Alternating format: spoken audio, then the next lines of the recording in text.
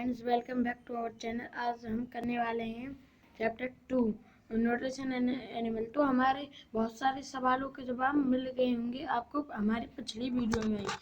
आज हम बात करेंगे जो एनिमल्स होते हैं वो कैसे अपना खाना प्राप्त कर पाते हैं। फिर आज हम देखते हैं कहाँ से ये प्राप्त करते हैं फूड को। ये प्लांट डिपेंड करते हैं दूसरे प्लांट और दूसरे एनिमलों से। और जो कुछ लोग चिकन भी तो खाते हैं, और सबसे इम्पोर्टेंट चीज़ हम लोग मिल्क भी तो पीते हैं। तो ये सब कहाँ से आता है? एनिमल्स से आता है। एनिमल्स प्लांट्सों को खाते हैं। पढ़ेंगे कि किस तरीके से आज हम इस चैप्टर में करेंगे कि किस प्रकार न्यूट्रिशन की होता है और किस प्रकार हमारा शरीर उसको डाइजेस्टिव करता है। चलो देखते हैं दोस्तों। न्यूट्रलाइज कर पाती है। हमारी बॉडी मतलब इसी तरीके हमारी बॉडी किस प्रकार फूड को न्यूट्रलाइज कर पाती है। आप इस तरीके से देखिए, हमारे घर पर कार है, हमारे घर पर बाइक है। वो जैसे पेट्रोल तो वो पेट्रोल तेल से चलती है, तो उस फूड को यूटिलाइज कौन करता है? यूटिलाइज करता है इंजन। ऐसे ही हमारे उसके को कठिन करता है। एक प्रकार जो अच्छी चीज़ होती है उनको शरीर में बांट देता है, और जो जैसे जो वेस्ट होता है उसको शरीर से बाहर निकाल देता है। आज हम इस वीडियो में ये समझेंगे कि फूड है वो हम किस प्रकार अपने पेट में डालते हैं और वो किस प्रकार यूटिलाइजर होता है। हम फूड को एक तरीका अपने से फ्यूल कहेंगे, उससे हमको एनर्जी मिलती है। इसलिए थोड़े डाइजेस्टिव सिस्टम के बारे में भी जान लेते हैं। डाइजेस्टिव क्या होता है? ब्रेक डाउन ऑफ सब्सटेंस, जो सब्सटेंस को टुकड़े टुकड़े करता है उसे वो कहते हैं डाइजेस्टिव। इनटू सिंपल सब्सटेंसेस, जैसे आपने हमारे बॉडी के अंदर एप्पल खाया, बनाना खाया, और आपने बिस्किट खाया, और हर चीज़ को हमारे स्टोमच के अंदर जाकर हमारे स्टोमच इनको ब्रेक डाउन कर देता है। तो हाँ, ये छोटे छोटे टुकड़े में बांट देते हैं, और ये टुकड़े होते हैं, ये 3-4 चीज़ों पे वो करते हैं, यूटिलाइज करते हैं। Basically that is a macro and micro nutrition. इनके बारे में आप थोड़ा बड़ी क्लासों में पढ़ोगे। मैं जनरल वाले बता देता हूँ ये क्या होते हैं। ये कार्बोहाइड्रेट्स, फैट्स, न्यूट्रलाइजेस, ये सब ये होते हैं। इन चीज़ के अंदर हमारी बॉडी क्या करती है? ये न्यूट्रलाइज करती है। जैसे मानिए आपको मैंने बहुत सारे आपको रेड्स ब्लू ऑफ मार्बल दे दिए, रेड कलर का, पिंक कलर का, ब्लू कलर का। फिर मैं बोल देता हूँ कि आप इनको अलग अलग कर दो। फिर आप क्या करोगे? आप उनको अलग अलग करके तीनों को रेड के रेड में रख दोगे, ब्लू के ब्लू के में, और पिंक के पिंक में। तो ऐसे हमारी बॉडी उनको यूटिलाइज कर देती है छोटे छोटे टुकड़ों में। और फिर हमको ये समझना है कि अलग अलग एनिमल होंगे तो वो अलग अलग तरीका के फूड खाएंगे, है ना। कोई एक ही तरीका का फूड तो खा सकता है। कोई जैसे गाय घास खाएगी, फिर शेर भी कोई घास तो नहीं खाएगा। जैसे उनके फूड को खाने का तरीका भी अलग होगा। जैसे स्नेल है, वो लीव्स फंगी अलग खाती है, च्यूइंग करती है चबा के। अंडा इंसेक्ट स्वीट वीट, इंसेक्ट भी खाती है, स्वीट्स भी खाती है, वीट वो भी च्यूइंग करती है। ईगल है, फ्लैश खाती है, शैडोइंग करती है वो। और ह्यूमन वर्ड नेक्टर सकिंग तक खाती है। लाइस ब्लड सकिंग करती है, वो भी चूसती है। माउस क्यों ब्लड सकिंग ये भी चूसता है। House fly semi digestive food साइपिंग करती है, वो भी साइपिंग। इन सब तरीकाओं का, इन सब एनिमल्सों का अलग अलग तरीका खाने का। हमें जो मेन समझना है वो डाइजेस्टेशन समझना है। ह्यूमन किस प्रकार की डाइजेशन करते हैं? It passes through of the canals inside our the body. वो एक मतलब आप समझ ले एक पाइप है, वो हमारे मुंह से कनेक्ट से फिर स्टोमच से कनेक्ट है, फिर स्टोमच से स्मॉल आइंस्टाइन, लार्ज आइंस्टाइन,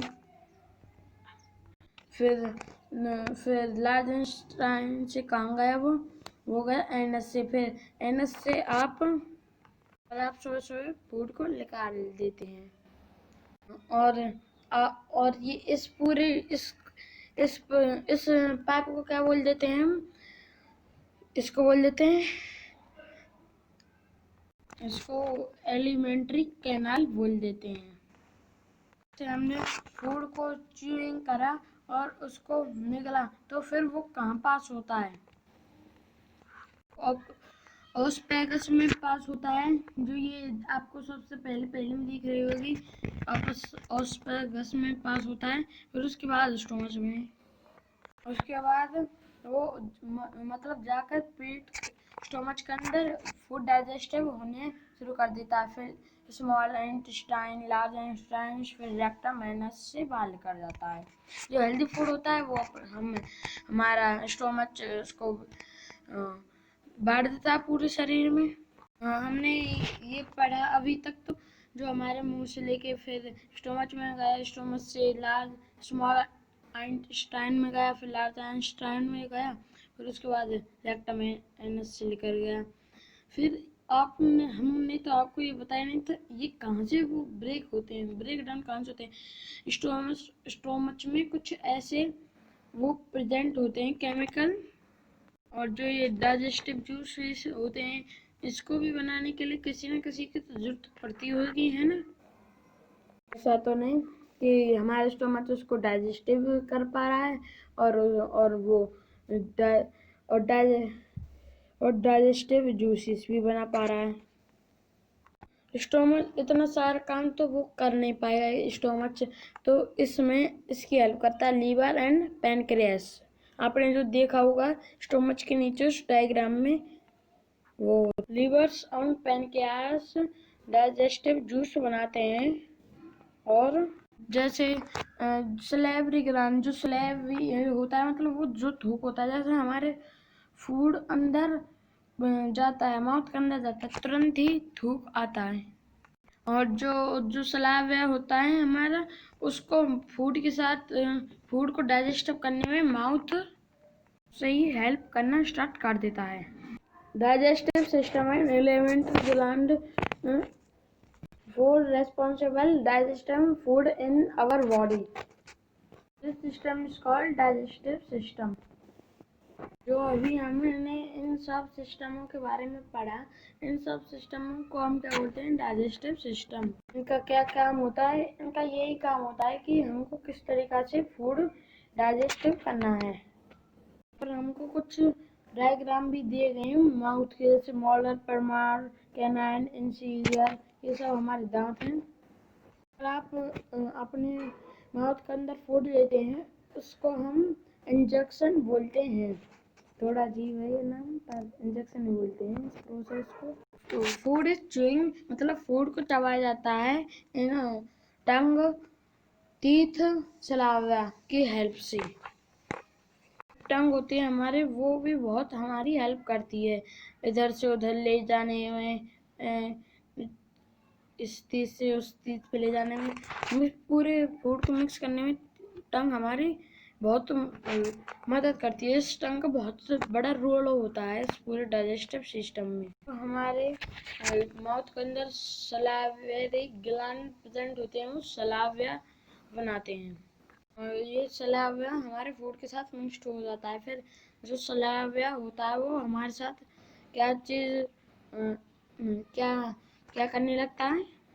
तो हमारे फूड को वो गीला कर देता है। उसकी वजह से हमारा फूड थोड़ा ब्रेक डाउन होने में आसान हो जाता है। इसके साथ एक साइंटिफिक चीज़ भी स्टार्ट होती है, ब्रेक डाउन ऑफ स्टार्च होना भी शुरू हो। जो ये सलाइवा होता है इसके साथ ही शुरू हो जाता है माउथ से ही। जो हमारी टंग होती है, मैंने आपको बताया था कि ये मिक्स करने में फूड की मदद करती है। और इसको आप जब फूड की च्यू कर लेते हो तो आप इस फूड को आगे फर्दर ले जाने में मदद करती है। टंग के साथ एक चीज और है जो आपको बहुत ज्यादा याद होगी, टेस्ट वर्ड्स। अरे ये कितना मीठा है। आपको जो टेस्ट वर्ड होते हैं वो टंग में होते हैं। से भी तो कुछ दांतों के बारे में भी बात कर लेते हैं।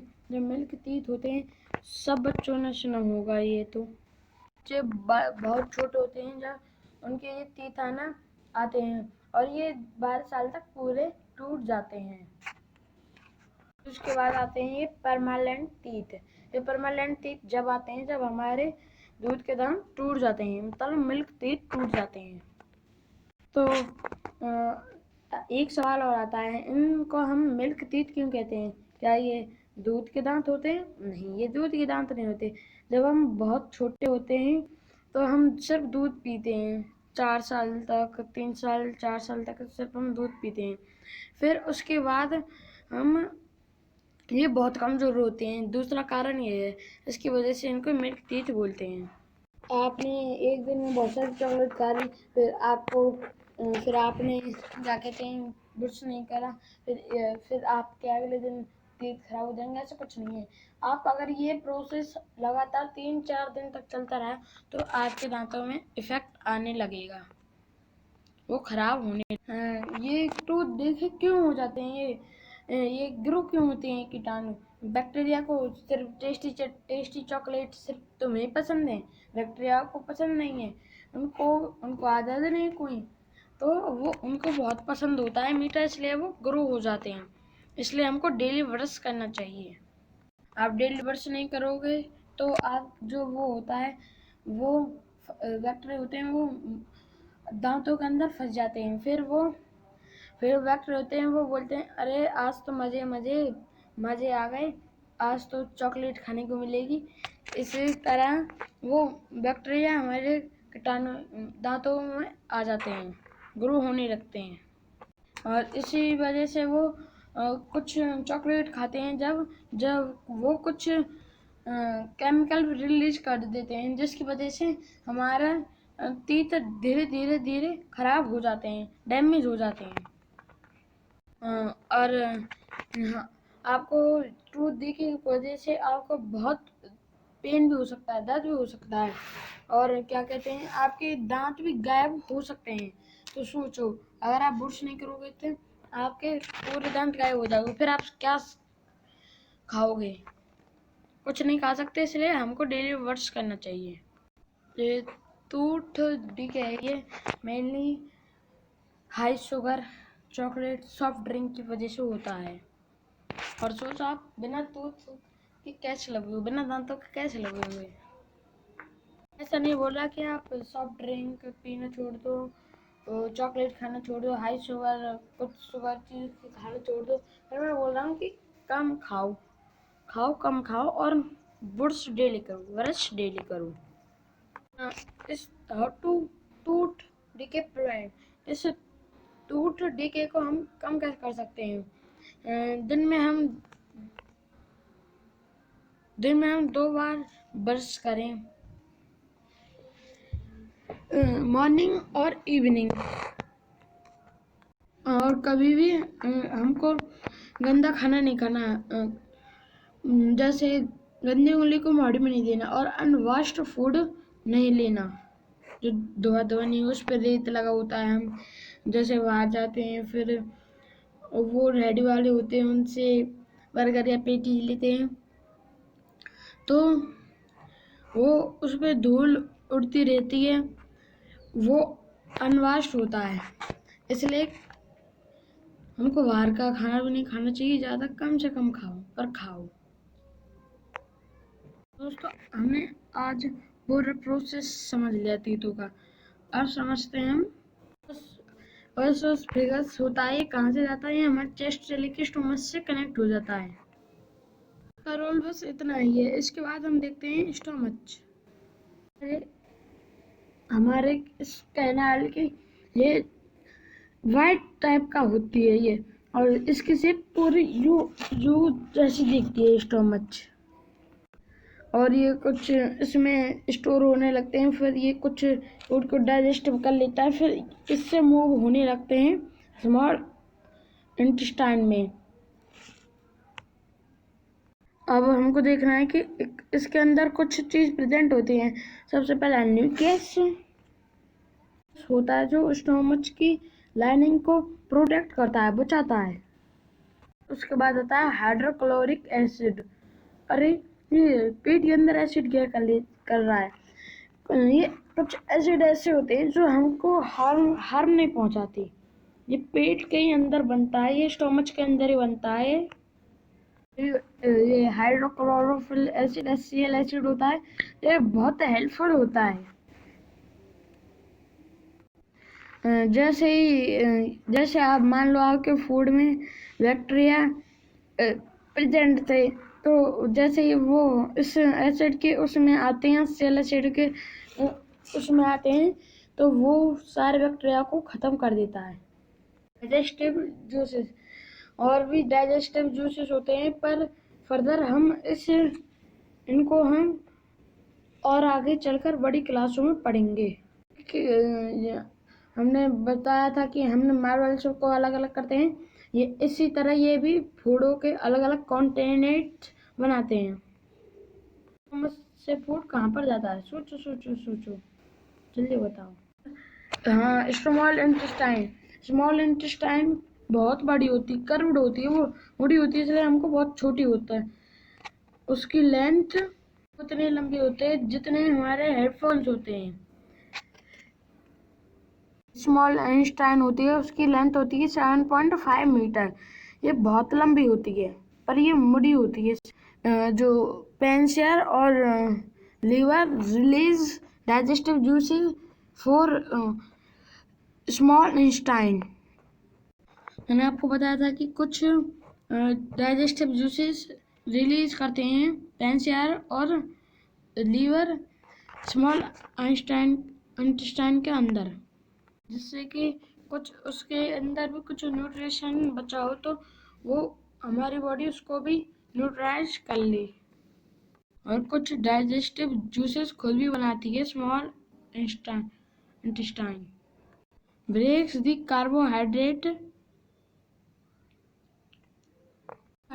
होते हैं, उनको ग्लूकोज के अंदर वो तोड़ना शुरू कर देती है। फैट्स को फैटी एसिड के अंदर, एमआईओ को एमिनो एसिड के अंदर कन्वर्ट कर। हाँ, हमारी बॉडी इन सबको कुछ स्पेसिफिक तरीकों से ही वो कर सकती है। जो कार्बोहाइड्रेट होती है वो फूड को किसके अंदर कन्वर्ट कर देती है? ग्लूकोज के अंदर वो कन्वर्ट कर देती है। आप कहोगे आपने तो बताया था कि ये स्टोमच के बाद स्मॉल इंटेस्टाइन आती है, फिर उसके बाद लार्ज इंटेस्टाइन आती है, और आप तो गलत पढ़ा रहे हो। पर आप कहोगे तुमको कुछ आता भी है या नहीं है? उससे तो आता है, पर मैंने बताया था कि लीवर और पेंशियर्स कुछ डाइजेस्टिव जूस रिलीज करते हैं, तो उनके बारे में तो हमको पढ़ना जरूरी है ना। जो लीवर होता है वो रेडिश ब्राउन कलर का होता है। वो सबसे लार्जेस्ट ग्लैंड होता है हमारी ह्यूमन बॉडी के अंदर। डाइजेस्टिव जूस वाइल जूस है, उसको स्टोर करा जाता है वॉल ग्लैडर के अंदर। वाइल जूस है वो बहुत इंपॉर्टेंट होता है हमारे डाइजेस्टिव सिस्टम के अंदर, इसलिए वो बहुत ज़्यादा क्वांटिटी में होता है। और ये इसके पास एक स्टोरेज की जगह होती है जिसका नाम है गॉल ब्लैडर। समझ लो आपके यहाँ पर पानी आता होगा और आपके यहाँ पर टंकी लगी होगी, उसमें स्टोर होता है, ऐसे समझ लो। वाटर कैन स्टोर, वहाँ पर जाके क्या होता है, वो वाटर स्टोर हो जाता है। फैट्स को डाइजेस्ट करना होता है, फिर वो लिवर को वाइल जूसेस मिलते हैं। उसके बाद क्या था, पेनक्रियास क्या होते हैं? पेनक्रियास का कलर है वो होता है ग्रीन कलर का। इसका मेन काम होता है पेनक्रियास जूस जो लिवर से हुए हैं, इनका भी ये जो ये पेनक्रियास जूस होते हैं, इनका भी ये काम होता है फैट्स, प्रोटीन, कार्बोहाइड्रेट को डाइजेस्टिव करना। Pancreas juice with help with the digestive juices. और हम इस प्रकार को हम बड़ी क्लासों में पढ़ेंगे। पेनक्रियास फूड, ये सब किन किन प्रकार के जूस रिलीज करती हैं। Now coming to small intestine, थोड़ा डिटेल में देखते हैं किस प्रकार वो फूड को एब्जॉर्ब करती है। जो हमारे बॉडी के अंदर हर पार्ट फूड को एब्जॉर्ब करने की कोशिश में लगा रहता है।